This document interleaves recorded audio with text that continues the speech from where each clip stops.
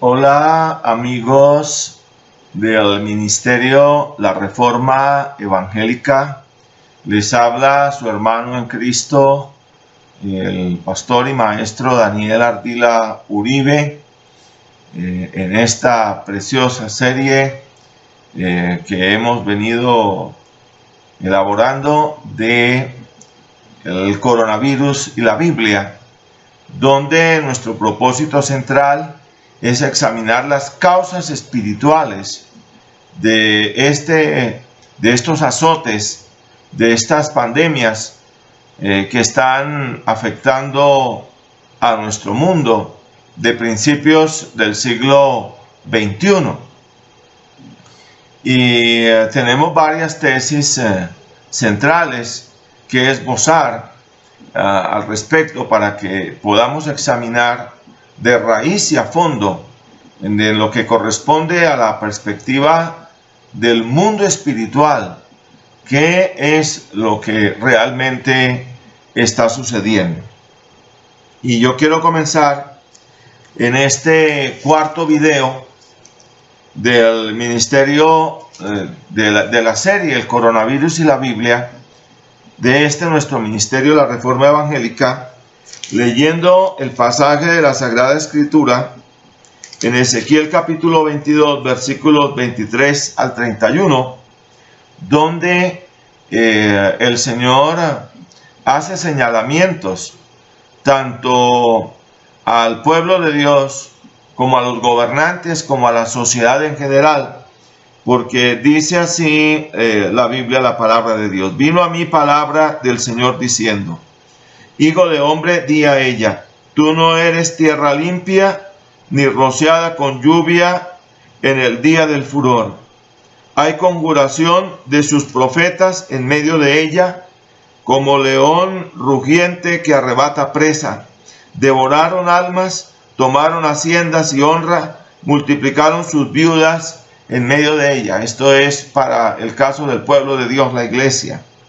Sus sacerdotes violaron mi ley y contaminaron mis santuarios.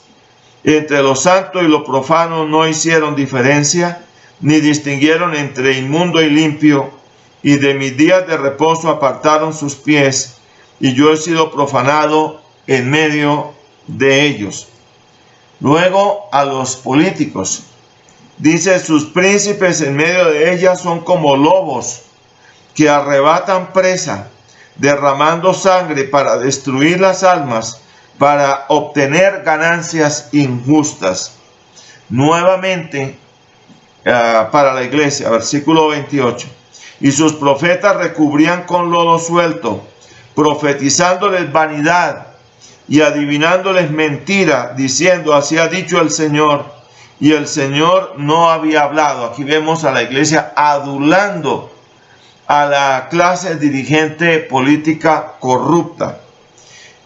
Luego dice: el pueblo de la tierra usaba opresión y cometía robo. Al afligido y menesteroso hacía violencia, y al extranjero oprimía sin derecho. Esto es la sociedad en general. Y busqué entre ellos hombre que hiciese vallado, y que se pusiese en la brecha delante de mí a favor de la tierra, para que yo no la destruyese, y no lo hallé. Por tanto derramé sobre ellos mi ira, con el ardor de mi ira los consumí. Hice volver el camino de ellos sobre su propia cabeza, dice el Señor de los señores. Bendito sea el santo nombre de Yahweh, Adonai Elohim, de Yeshua HaMashiach y Ruach HaKodesh. Mis estimados amigos, es verdad que la iglesia del Señor ha sido llamada por muchos gobernantes para que oren al Señor con respecto a la presente pandemia del COVID-19, pero también es cierto que ella, al igual que Moisés y Aarón, Elías y Juan el Bautista, debe señalarles en lo privado su pecado y deben invitarles en este mismo círculo al arrepentimiento, y en el círculo de lo masivo, es decir, de la sociedad en general, debe llamar a la sociedad a la conversión, a la conversión. Y es que, hermanos, ya desde unos años atrás, si revisamos los periódicos, hemos venido experimentando toda una racha global y nacional de males increscendo, es decir, en crecimiento, como el surgimiento de nuevas enfermedades, el SIDA, el ébola, el chikungunya, el SARS, etc. La repotencialización de antiguos microorganismos, de modo que se hacen inmunes a las medicinas y a las vacunas. El incendio de la Catedral de Notre Dame o Nuestra Señora de París, símbolo de la religiosidad y el humanismo. El recalentamiento global, el índice incrementado de terremotos, los incendios forestales de Australia y de la Amazonía brasileña y boliviana. Y ahora estas pandemias, signos advertidores del fin de los tiempos y de la parousia o la segunda venida de Cristo en majestad y ley para juicio al mundo. Y así se lo debe hacer saber proféticamente en ley la iglesia del Señor al mundo entero. Y es por eso que estamos diciendo lo que estamos diciendo. Pero este mensaje del Señor es primero para la iglesia. Y entonces tenemos que concurrir a la primera epístola del apóstol Pedro, en el capítulo 4, en el versículo 17, donde dice: porque es tiempo de que el juicio comience por la casa de Dios. Y si primero comienza por nosotros, ¿cuál será el fin de aquellos que no obedecen al Evangelio de Dios? La iglesia está en el tiempo actual aquí sobre la tierra. Y lo que Mateo capítulo 24 dice es que esto apenas es principio de dolores. La iglesia todavía no ha sido arrebatada. No se ha producido el arrebatamiento de la iglesia. Y noten la primera parte del versículo. Porque es tiempo de que el juicio comience por la casa de Dios. Hay una segunda parte que es la que corresponde a la gran tribulación, cuando la iglesia ya haya sido arrebatada. Y es la que dice: y si primero comienza por nosotros, ¿cuál será el fin de aquellos que no obedecen al Evangelio de Dios?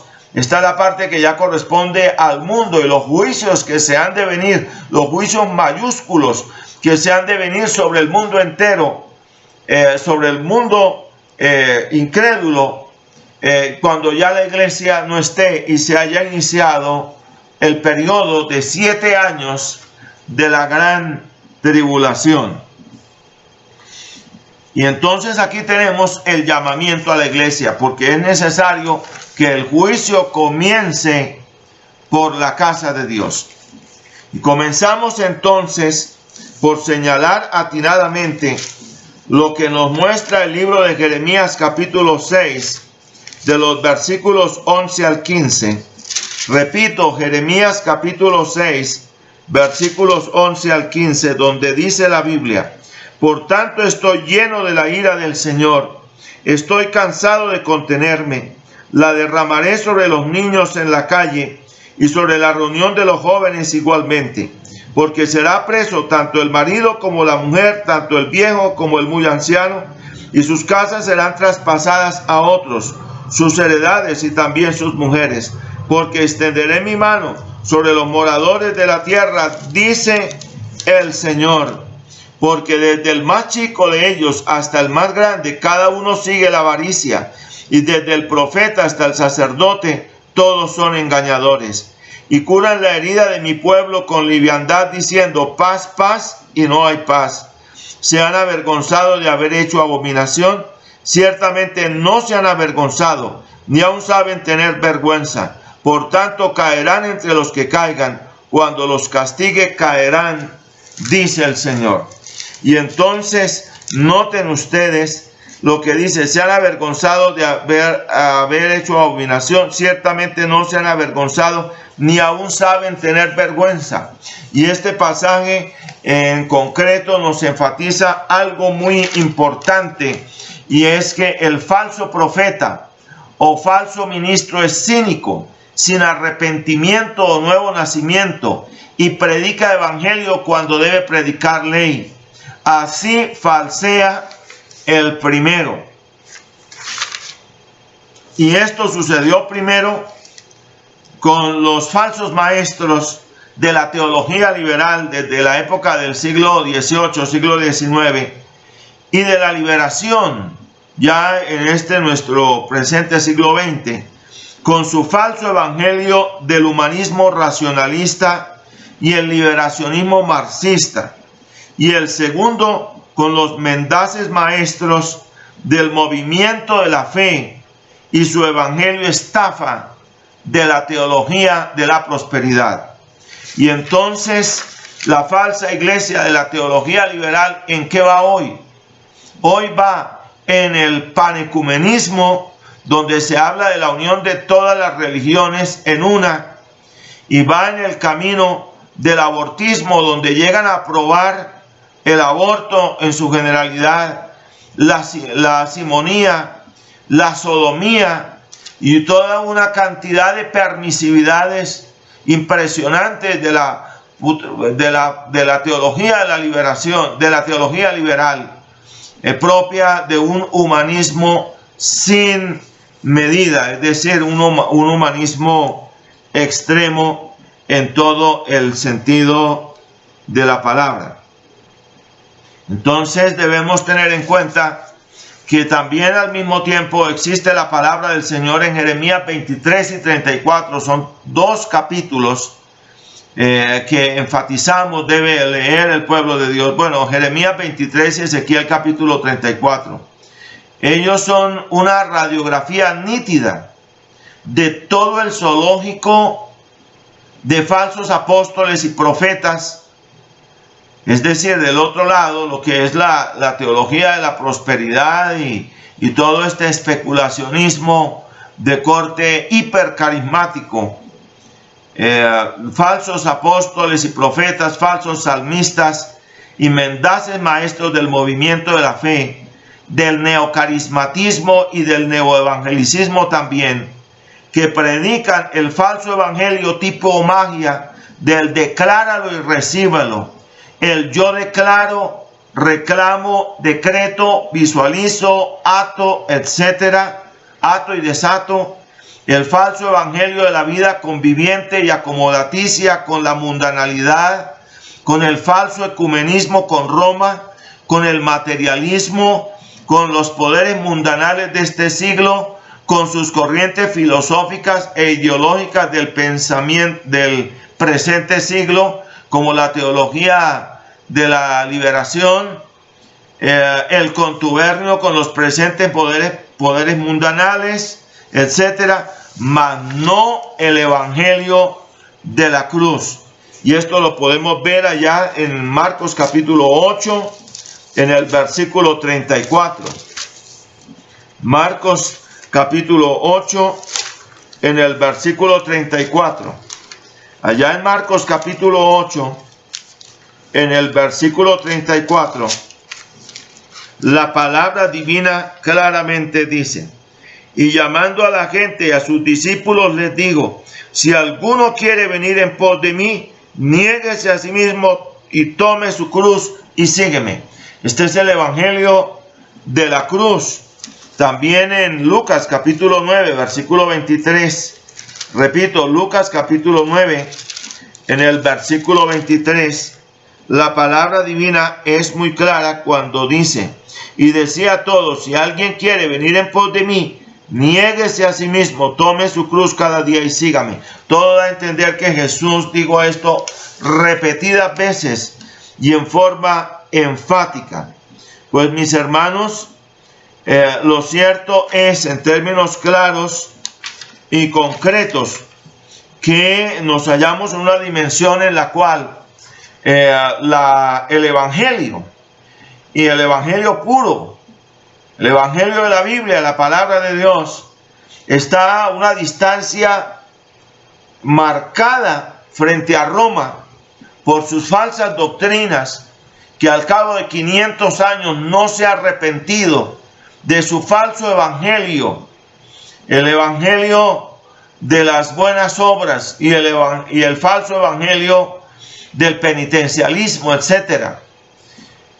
Y del otro lado está a igual distancia de las falsas doctrinas enseñadas, el falso evangelio enseñado por el movimiento de la fe, y con el evangelio todo el grueso ejército histórico de la Reforma Protestante y de los movimientos puritanos y los movimientos bíblicos que se han dado desde la Reforma a esta parte.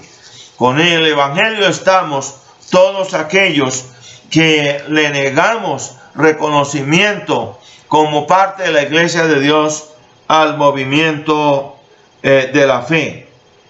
Y es que, hermanos, desde hace ya varias décadas, la Iglesia Evangélica en Colombia y en América Latina, en su impericia, fue invadida con herejías sugestivas que fueron introducidas encubiertamente.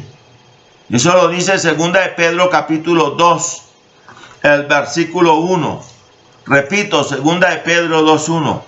Por el neoevangelicismo y el movimiento de la fe a través de los megapastores de la prosperidad material, carnal, mundanal y el bienestar boyante.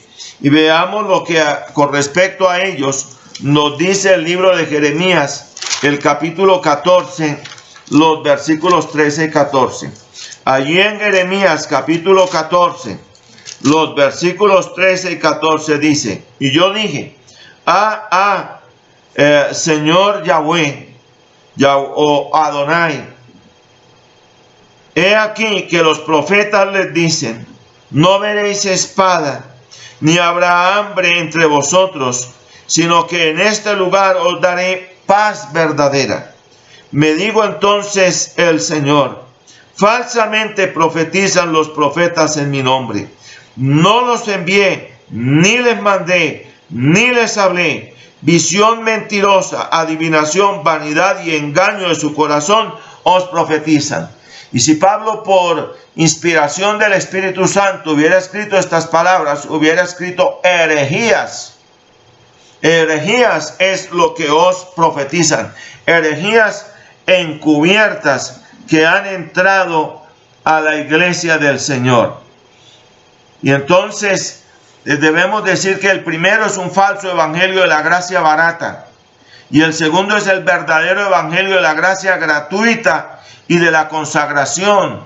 Es el evangelio de la cruz, que nos dice claramente allá en Gálatas capítulo 2, el versículo 20.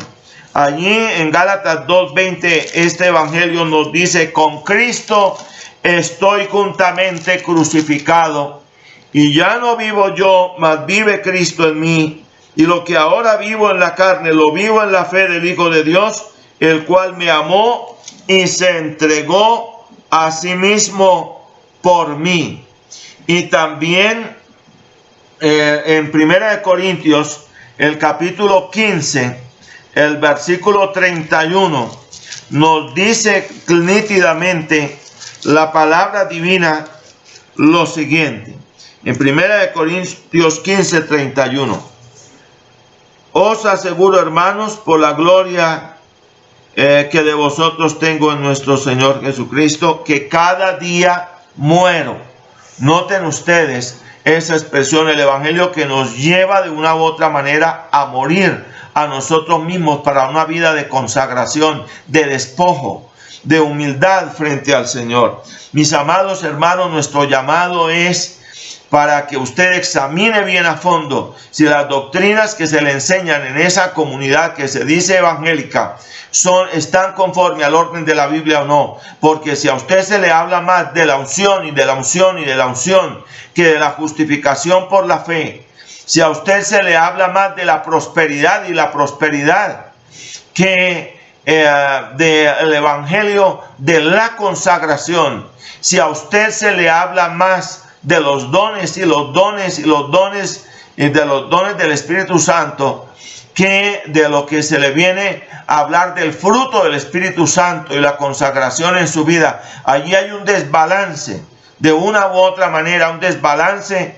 en la enseñanza bíblica, y esa iglesia en mucho no es de sana doctrina. Si le está hablando del reclámele a Dios, de declárelo, del reclámalo y recíbelo, del decrétalo, etcétera, y de todo un embrollo falsísimo de lo que es la guerra espiritual, porque la doctrina de la guerra espiritual está sentada en la Biblia, pero una cosa es lo que dice la Biblia de la guerra espiritual y otra cosa es lo que estos falsos maestros pretenden enseñar que es la guerra espiritual. Si usted ve eso, abandone esa iglesia, porque las iglesias del movimiento de la fe son una falsedad. Y hoy finalmente, y lo que quiero decirles o darles a entender también es que ahora es el tiempo de que esos falsos megapastores, de que esos falsos maestros, de que esos falsos apóstoles y profetas, a ver, que salgan ahora, si dicen tener todo el poder y quieren tener toda la unción, salgan ahora y levanten las manos y declaren unánimemente el fin de la pandemia